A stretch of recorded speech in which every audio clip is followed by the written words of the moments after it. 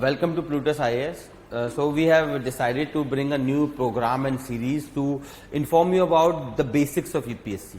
So there are various faculties which will be entertaining you and will deal with various aspects like essay writing, current affairs, answer writing and all. So I today would be teaching you about current affairs preparation and answer writing. These two aspects I will cover today. That how should you approach both of these topics, because I've seen a lot of students get confused here. So let's see. First we will deal with answer writing. So answer writing, I always suggest few things you must keep in mind. It doesn't matter which answer you are writing, but few things you must keep in mind answer writing mein. First, that is introduction. We have to provide introduction about what is being asked. Isme first thing you have to do is find the central topic. Find the central topic. What is the central topic of the entire question? If the question is in one liner, then it's easy. If it is in multiple line, then sometimes it becomes hard to identify the central topic. But you must.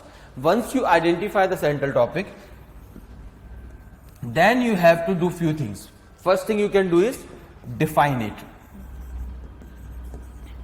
If the central topic is definable, मान लेते the question is on GDP. The GDP is a central topic and GDP you can define easily. So either define the concept, or if the concept is not definable, मान लेते हैं the question is on India-US relation. अब वो कैसे define करेंगे आप? So for that what you can do is give historical background.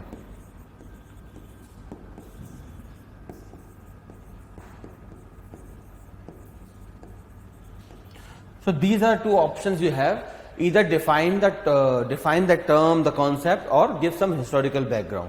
Once it is done, you will leave at least one line of space. After this, you will leave and at least one line of space, or you can start the new para in between the lines. जैसे आपने देखा होगा, some people write like this and then they start a new para like this. इस तरीके से. So there is a break here. So the evaluator can easily understand, हाँ भाई, new paragraph has started. Or if you start writing from the beginning of the line, then I suggest leave one line space so that the evaluator can understand that there is a break in the answer now. ठीक है? Once this is done, the second thing that we have to move is body. A body of the answer में keep few things in mind. पहला, make it multi-dimensional.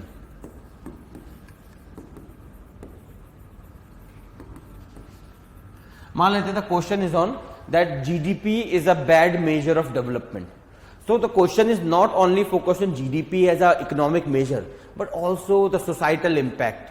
ठीक है? The war example, any example from history, polity, geography, wherever you can pick that has to do with GDP. But central topic is GDP. So you will revolve around GDP. But other dimensions touching on society, economy, polity, you can include them to try to make your answer multi-dimensional. Once it is done, try to address all parts. If the question has 3 parts, address them with due space. I have seen a lot of answer where you give too much space to part 1, 2 ko halka sa, and third part is in a one line. No, we want a comprehensive answer. So the answer must have proper weightage. If मान लेते there are 3 parts, so divide the space of the answer accordingly, that all part get due justice done. Okay, that must be kept in mind. Okay. Second, try to write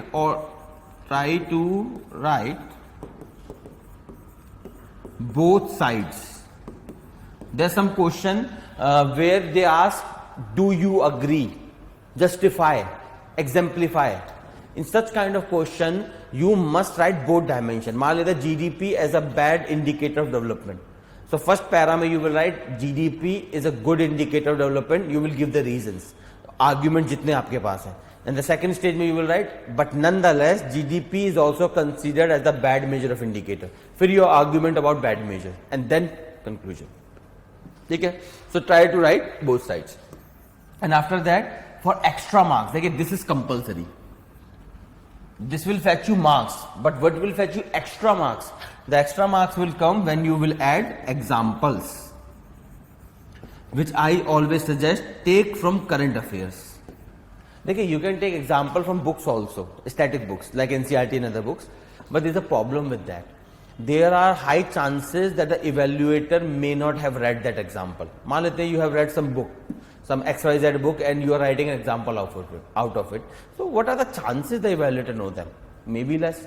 So best are the current affairs. Current affairs may, if you write an example, everyone know that. An evaluator for sure, he's an aware person or she's an aware person, so she would or he would must know that example, and he would like and he would enjoy this, that this student was able to create a connection. They like this very much. And the fourth thing that you can include is fifth, I believe, scholars. Look at, there are two kind of things. If somebody says that GDP is a bad measure of indicator or bad measure of development, other person says, as Amartya Sen has said, GDP is a bad measure of development. Obviously, the second person will get more marks. Jabki both are saying the same thing, but the second person is using a scholar. That's the advantage of this. So using examples from current affairs preferably, but nonetheless you can use any example, and scholars. Both will fetch you more marks than the other students. I hope this much is clear. So keep this in mind. Multi-dimensional answer, address all parts, try to write both sides, examples and scholars. Once it is done, same process, leave a line of space, and then comes to conclusion. In conclusion, few things you must keep in mind always. Pehla point, no new point. I have seen this problem with a lot of students. What they do is, they start writing an answer. By the time they reach the conclusion, they immediately remember, yaar, this idea, how could I forget? And then they write that. तब तक बहुत देर हो चुकी होती है. Conclusion is about summarizing the answer. It is not about giving new arguments. Because if you are writing a new point, maybe very good point, but there are less chances that you may be able to justify that point. So I always suggest, on a safe side, avoid any new point. Do not write new point. Whatever innovation you want, do it in the main body only. Okay? That is done. Second, the conclusion is like a summary of your answer. Whatever you have written in the body, you are summarizing that.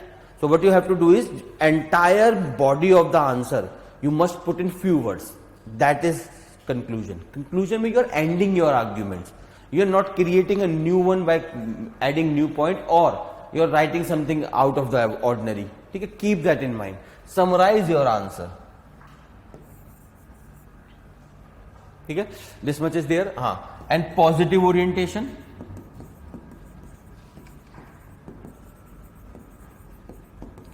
Okay, after reading your answer, if imagine I am an evaluator, and after reading your conclusion I get a negative sentiment, I would not like that. Nobody likes that. Forget about evaluator. So always try to write an answer, conclusion with optimism. You say, mante hain, agree there are problem here and there, but nonetheless this can happen. So an optimist answer, a person who knows that things are bad, but still has a belief that they can be corrected. This kind of administrator we want. And UPSC of course want that administrator. Everyone loves that. So no new point, summary of the answer and positive orientation. And a cheat.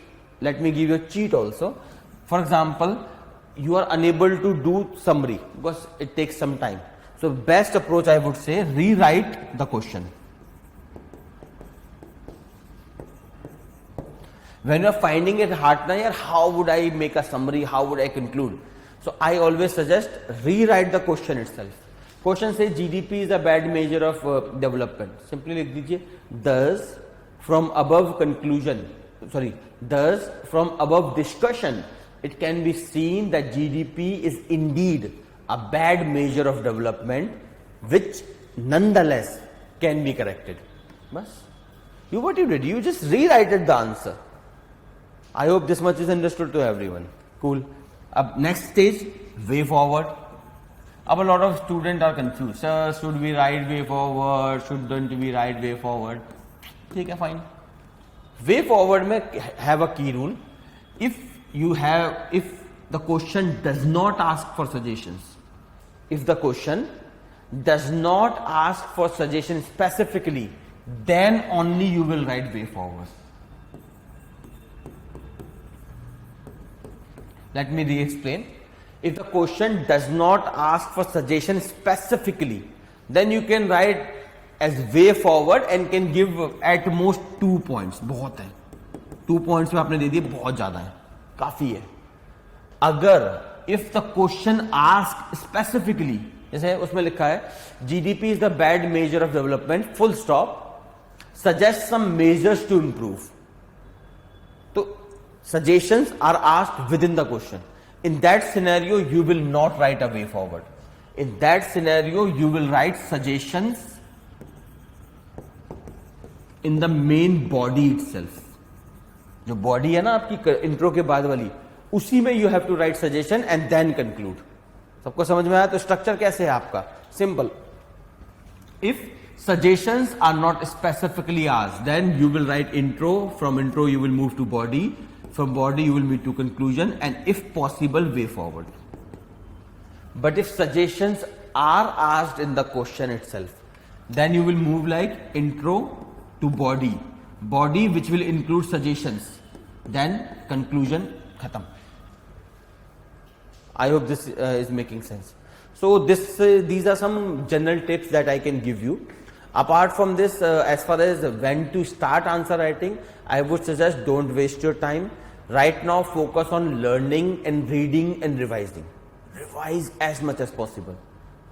Whichever year you are going to attempt na, so if you start answer writing 2 or 3 months before your mains, that is between prelims and mains, if you do answer writing, बहुत ज़्यादा है.